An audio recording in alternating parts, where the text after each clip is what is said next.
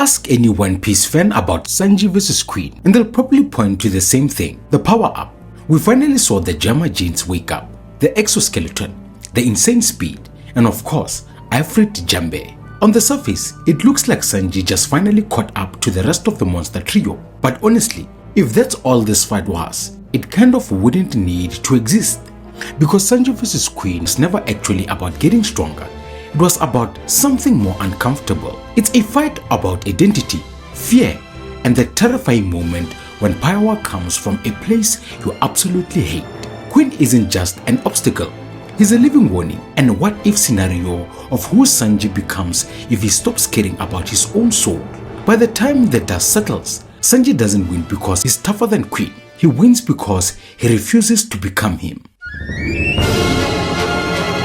To really understand why this fight feels so heavy, you have to understand what Sanji is actually scared of. It's not losing, and it's definitely not dying. Sanji's ultimate nightmare is becoming Judge Vinsmoke.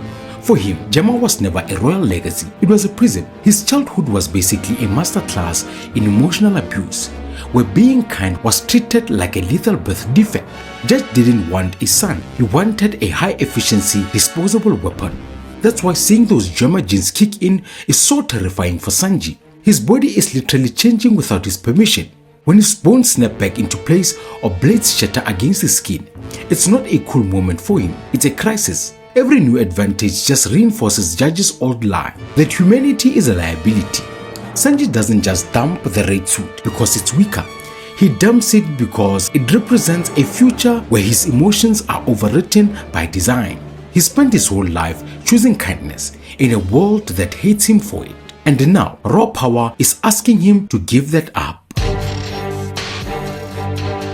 Queen is more than just another beast pirate commander. He is the bad ending for Sanji. While Sanji's body is changing against his will, Queen's transformation is totally voluntary. He's replaced himself with machinery piece by piece, not because he has to, but because he's arrogant. To Queen, a human body is just an inefficient machine that feels too much pain. This is Judge's philosophy taken to a distinguishing extreme, but while Judge hid behind royal order, Queen just leans into the chaos. He turns suffering into a spectacle and laughs while tearing himself apart.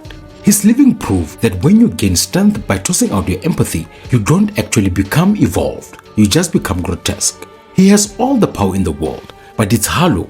He's the future Sanji is fighting to avoid at all cost. Oda didn't just put Queen in Sanji's path by accident.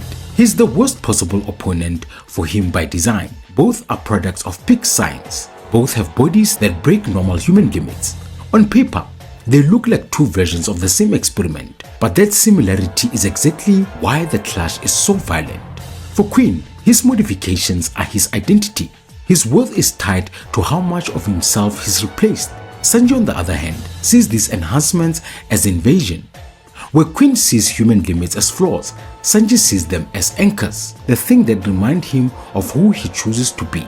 They are standing on the same crossroad of engineered power, but they are walking opposite directions. Queen embraces being an object, while Sanji fights like hell to remain a person. The most important moment of this entire fight doesn't even involve a kick. It's a phone call. As Sanji feels his mind slipping, he does something unthinkable.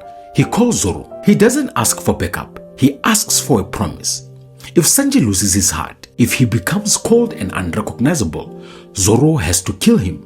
This isn't just tough guy talk. It's pure fear. Sanji would literally rather die than live as a weapon without empathy.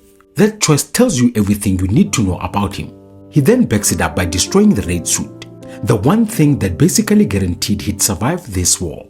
He rejects the safety net because it threatens to erase the man his mother died to protect.